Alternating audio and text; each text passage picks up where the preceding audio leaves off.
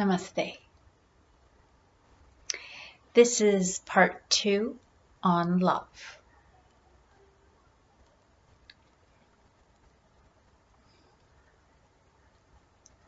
So this is a kind of a side note on certain elements that, again, are programmed into us to somehow be part of the definition of love.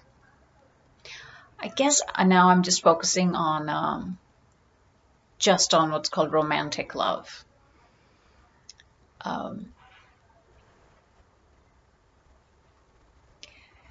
So there are two and a half elements that are somehow part and parcel of this programmed love.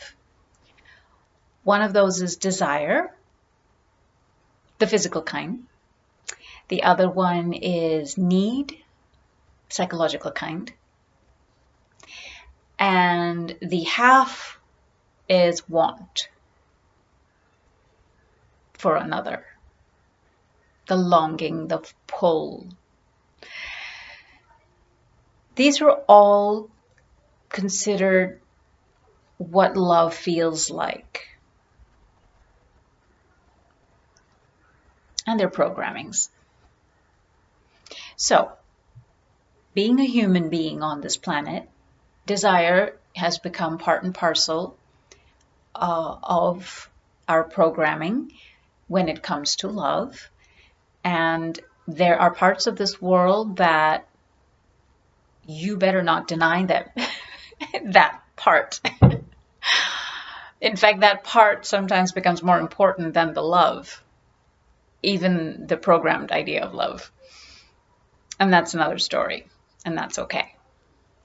So basically, there are different vibrations of reality on planet Earth. The vibrations meaning that how you see things, how you experience things, how you consider things is kind of indicative of the vibrational level frequency that you are existing on.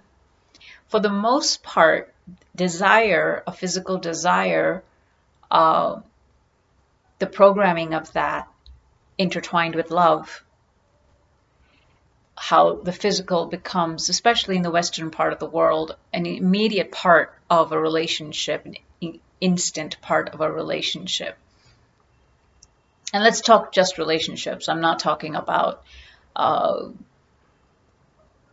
casual, the casual touch and go kind of relationship. I'm talking about the more long-term, or there are actually there's a gauge even in clinical psychology, like in terms of a psychiatrist who's got a degree who would say, who would check on your sex life to see how healthy the relationship is. I'm sorry, I can't help but laugh about that. Desire is what it is.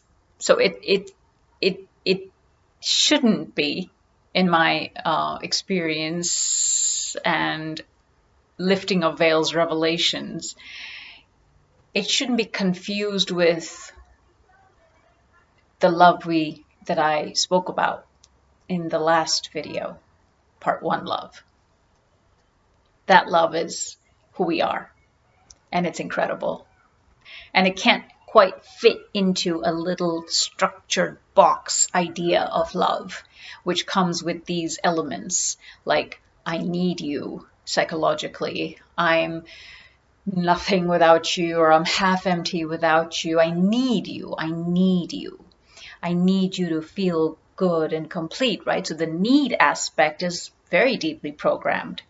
Even if it's on a level of arrangement of two people coming together, it's just an understanding, I need to do this. I need to be with somebody. So, like in India and other parts of the world, some people go through arranged marriage, for example.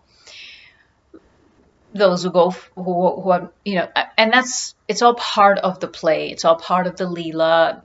There's no denying that. It's not to be judged. But of course, this video I'm doing on another level of awareness for those who are obviously here for that, who've come with that level of awareness and that level of seeking or that level of understanding or wanting to understand. So why I'm talking about these elements called desire or need, which often turns into neediness without our realizing it, is because it really is on that fence of, are you going to move beyond the programmed idea of love, or are you going to just, try to hang on, or barely hang on that programmed idea of love, which includes all these other things which are hard to give up the idea of. And when I say give up, I mean give up our attachment, our programmed attachment to those ideas, where there's no free will choice in the matter. It's just part and parcel, the physical attraction or the physical desire, and then the culmination of that's part of love, right? Yeah, sure, there is a kind of love one can just continue to believe in. But then there's a level of love, the quality of love and the vibration of love that you don't need to believe in. It just is who you are. And that really has no space for the needing to fit into a little box where the elements of desire are part of it, or psychological need for another are part of it. Somebody not fulfilling your needs, somebody not there to listen to you when you want to talk, when you're feeling down, you're supposed to make me feel better. I mean, all of this is part and parcel of the programming. I need someone who's going to be there for me. Oh, there's so many scripts written like that. I mean, on TV and, in movies and in magazines, all the articles, I'm sure. I mean, I haven't picked up a magazine like that, but I'm sure they're still there. All the advice on how to hang on to a relationship and how to be the best partner you can be, and goodness knows what. And that's all part of a play of Leela that kind of denies your deeper, true awareness, knowledge, wisdom, perspective. So the nut was cracked in the last video, I feel, so I'm not cracking any nuts here. I'm just kind of now pulling out the ingredients of this shell that we cracked. And here's desire and how important it is and how it is a fixed part of this thing called romantic partnering, love. I mean, we broke the shell of romantic even being. It's just a label we've put on. But honestly, two people reflecting their inner, deeper love that they are, it's just a different level. It becomes child's play then when you feel like you have these needs. It's child's play. And children can continue to play, and that's fine. But then there's this. And when you're on that borderline of growing into the beyond, the deeper, the knowing of self, of that love, then sometimes it's really just good to hear that, this weight you've been carrying of these ideas, you can just let it go. Just let it go. So that there's room for you to experience what you truly are. Nobody has to be there for you to make you feel better. But goodness knows if there is going to be somebody, whether it's in person or via some YouTube video or whatever, a talk you go to or a person you meet for the first time who says something, or a psychiatrist, psychologist, whoever actually listens, not just medicates. If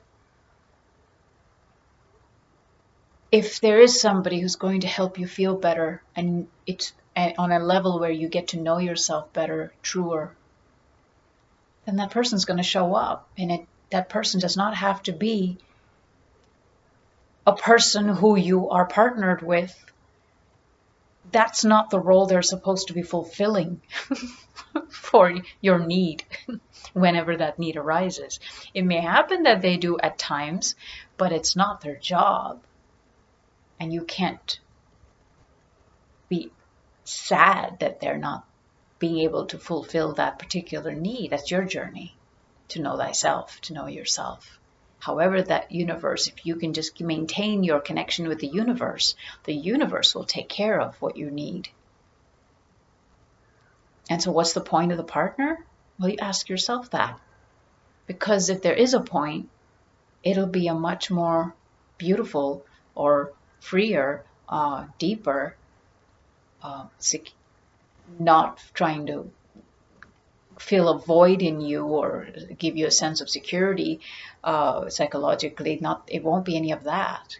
The void in you is just the longing for the oneness that you've come from, that you were separated from in a sense, that you were without the body a part of, and with the body feeling the separation of. But you're not really, because it's in you. You just have to go in. So that's your journey. That's your thing. That's your self-realization and remembering. Another person is on their journey, right? So the programming that you need somebody for the physical, well, then just accept that that's some experience you want to continue having or have, and then have it for that. But don't complicate the sweetness and the simplicity of love, the love that you already are. And everybody already is whole, wholly and completely.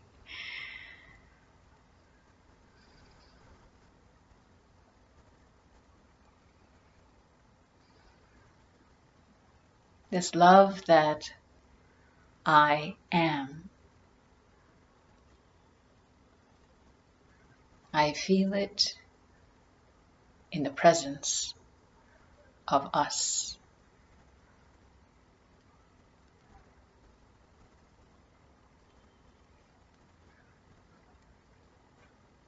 God bless.